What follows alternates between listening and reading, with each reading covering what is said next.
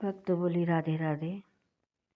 आज हम माघ मातम का 27वां अध्याय करेंगे। ब्राह्मण ने पूछा, हे प्रेत, तूने सारस से जो वचन सुने हैं वह मुझसे कहो। प्रेत बोला, हे प्रियवर, इसी खंड के समीप गुहिका नामक एक नदी है। ये नदी पहाड़ी के समीप है। उसमें से अथाह निर्मल जल रहने के कारण बड़ी बड़ी लहरें उठा सकती हैं। उनके किनारे हाथियों के झुंड विचरने किया करते हैं। दोनों ओर के किनारों पर अनेकों जामुन के पेड़ लगे हुए हैं। मैं एक समय घूमता हुआ उस नदी के तट पर थककर विश्राम करने की इच्छा से एक वृक्ष के नीचे बैठ गया। तभी आहार की खोज कर आ रहा सारस का एक जोड़ा वहां आ पहुंचा। वहां पहले ही से अनेकों पक्षी किकोल कर रहे थे। सारस दंपत्ति ने भी आपस में बहुत देर तक किलोल की, और जब वे थक कर चूर हो गए तो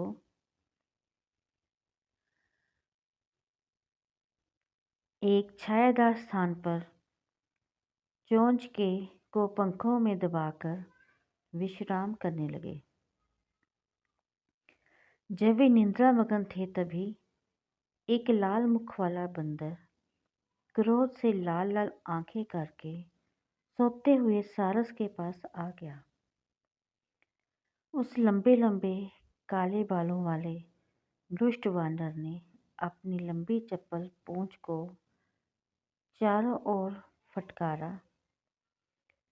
उस बानर को देखते ही आसपास के पक्षी तो भय से चीखते हुए जान बचाकर भाग खड़े हुए। सारसी ने जब बानर को देखा तो वह सारस को जगाने के लिए वहां से दूर दूर भागकर शोर करने लगी। जब तक मौका पाकर उस वानर ने सारस के पैर मजबूती से पकड़ लिए थे। चीख सुनकर सारस की जब नींद खुली तो उसने देखा कि वह दुष्ट वानर उसे मार डालने के लिए खड़ा था।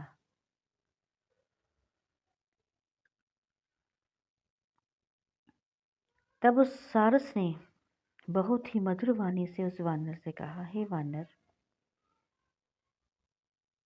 तुझे मुझे निरपराध को क्यों मार डालने को उतारी हो? राजा भी अपराधी को ही दंड देता है। सत्य पुरुष कभी हम जैसे अहिंसक जीवों को नहीं सताते, वह दया ही करते हैं। हम जल परछाई को ही खाते हैं, पर स्त्री के साथ भोग भी नहीं करते, सदैव वन में ही रहते हैं। इसलिए हे श्रेष्ठ वानर, तुमको मुझे मारना उचित नहीं है। मैं निरपराध हूँ, इसलिए मुझे छोड़ दो। मैं तुम्हारे पूर्व जन्म में वित्रान से परिचित हूँ। उस वानर ने सारस के वचन को सुनकर उसे छोड़ते हुए कहा, हे सारस, मैं वन में भ्रमण करने वाला वानर हूँ।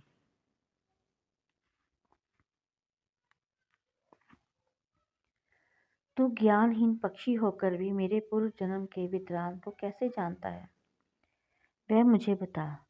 सारस ने कहा, मैं अपनी जाति की समृद्धि के बल पर तुम्हारे पूर्व जन्म के वृतांत को जानता हूँ। पूर्व जन्म में तू विंध्याचल पर पर्वतेश्वर था। मैं उस समय तुम्हारा कुल गुरु था।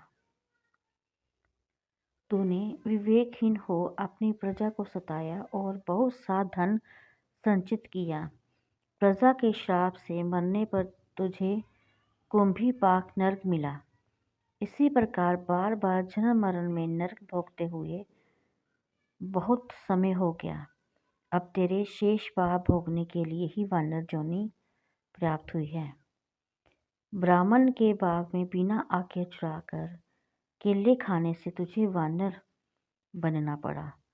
अब मुझे मारकर क्यों अपराधी बनता है?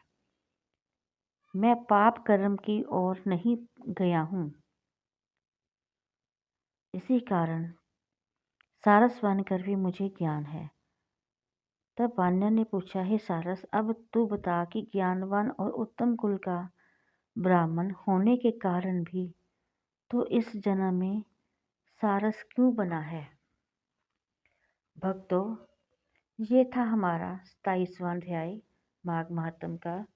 बोलिए राधे राधे। ओम जय जगदीश हरे, स्वामी जय जगदीश हरे। भक्त जनों के संकट, दास जनों के अवगुण, बंसरी वाला दूर करे। ओम जय जगदीश हरे। जो ध्यावे फल पावे, दुख बिन से मन का। स्वामी दुख बिन से मन का। सुख संपत्ति घर आवे, सुख संपत्ति घर आवे, कष्ट मिटे तन का। हरि ओम जय जगदीश हरे। मात पिता तुम मेरे, शरण पढ़ूं मैं किसकी। स्वामी शरण गहूँ है किसकी। तुम बिन और ना दूजा, प्रभु बिन और ना दूजा। आस करूँ मैं जिसकी। हरि ओम जय जगदीश हरे। तुम पूरन परमात्म, तुम अंतर्यामी। स्वामी तुम सबके स्वामी। पार ब्रह्म परमेश्वर, पार ब्रह्म परमेश्वर, तुम सबके स्वामी। हरि ओम जय जगदीश हरे। तुम करुणा के सागर, तुम पालन करता। स्वामी तुम पालन करता। मैं मूरख खल खामी, मैं सेवक तुम स्वामी। कृपा करो भरता। हरि ओम जय जगदीश हरे। तुम हो एक अगोचर, सबके प्राणपति। स्वामी सबके प्राणपति। इस विध मिलो दयालु, इस विध मिलो बंसरी वाले। तुमको मैं कुमति। हरि ओम जय जगदीश हरे। दीन बंधु दुख हरता, ठाकुर तुम मेरे। स्वामी रक्षक तुम मेरे। अपने हाथ उठाओ, अपनी शरण लगाओ। द्वार पड़ा मैं तेरे। हरि ओम जय जगदीश हरे।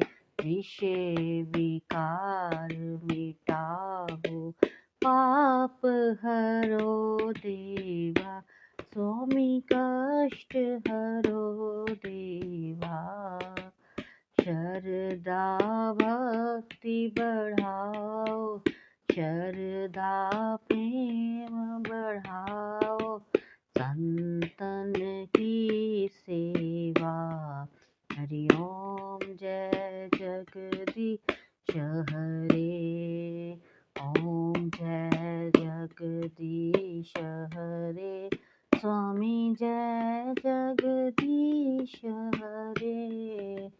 भक्त जनों के संकट, दास जनों के संकट, क्षण में